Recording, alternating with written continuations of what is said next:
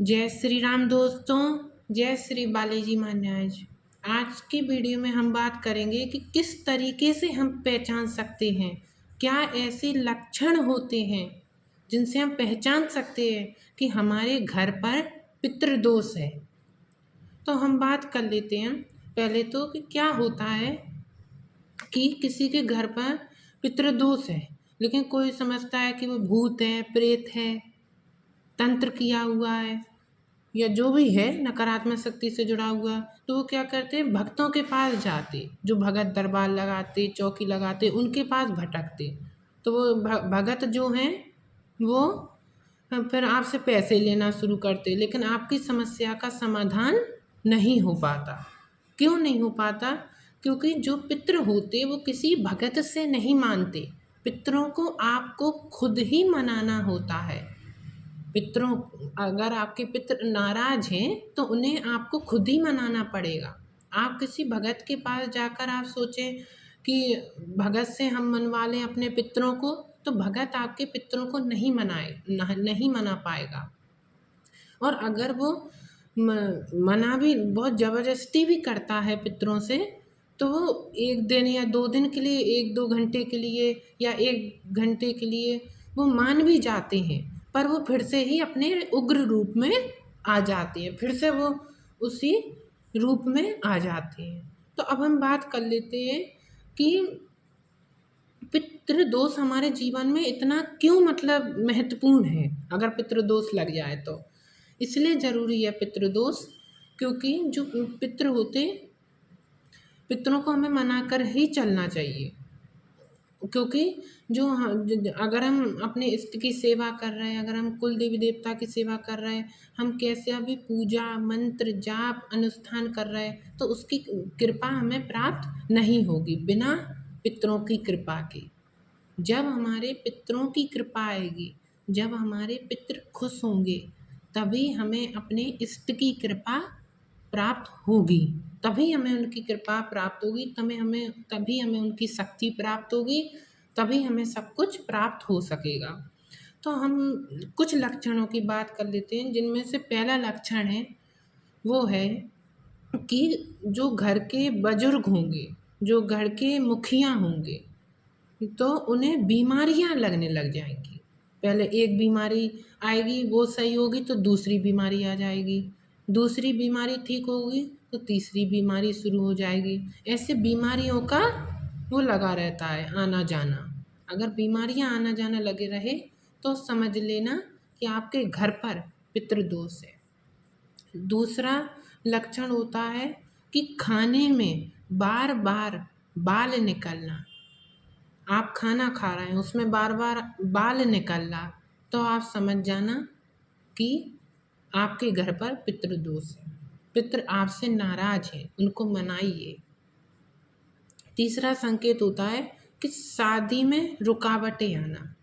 शादी आपकी तय हो गई, रिश्ता तय हो गया, लेकिन अचानक से उन्होंने मना कर दिया, या शादी नहीं भी होना, है ना, इस तरीके की दिक्कतें आना, ये भी एक पितृदोष का ही लक्षण होता है।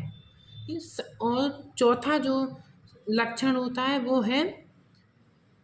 वो है हमारा संतान संबंधित दिक्कत। संतान होने में दिक्कत आती है, संतान नहीं होती।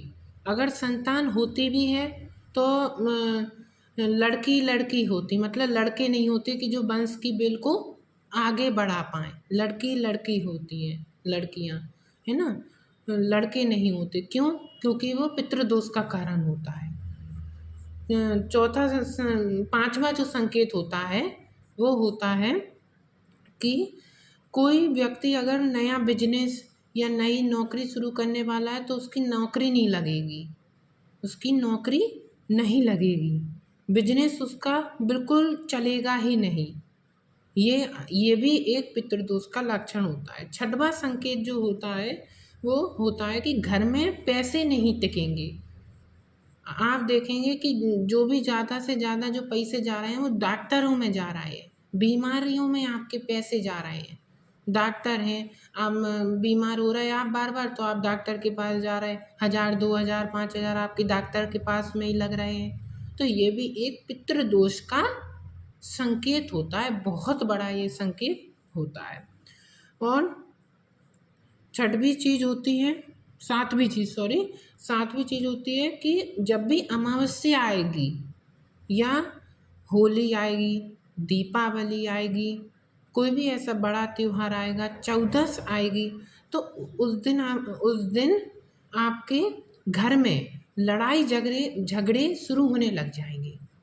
लड़ाइयाँ कुछ भी ऐसी छोटी सी बात होगी, लेकिन वो छोटी सी बात बड़ी में बन जाएगी, लड़ाइयाँ होने शुरू हो जाएंगी।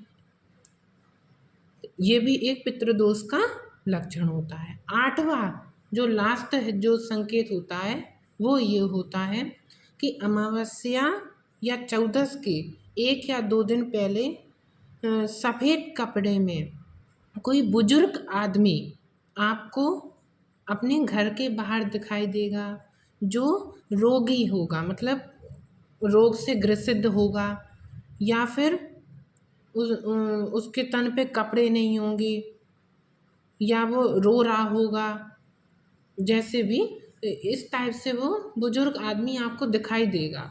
और वो गुस्से में भी आपको दिखाई दे सकता है, गुस्से में भी दिखाई देगा।